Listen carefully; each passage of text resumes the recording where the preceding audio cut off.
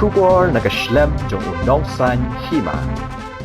Menteri Rangba Kajala Ukonrad ke Sangma hene kasngi ulaya thu ba ka SS Infrazone Private Limited kabare ko company ka bayo ban Shna ko Surok Folin no Umshyrpi Sadew kala Iehnoh ban Shna kani ka project ula ban rabru da ka baong hadien ba ka company kala Iehnoh ka kam ka National Highway Infrastructure Development Corporation Limited kala khot tender biang banjit da ki bathamai ulaya thuru ba ka sarkar jilla ka bodien ya kani ka kam bat ka sarkar pedeng ban penbuar ban le kloy ban yo sedang no ya ka kam IDCL project. So it's a Government of India project, and the tendering process and the selection process was done by NHIDCL.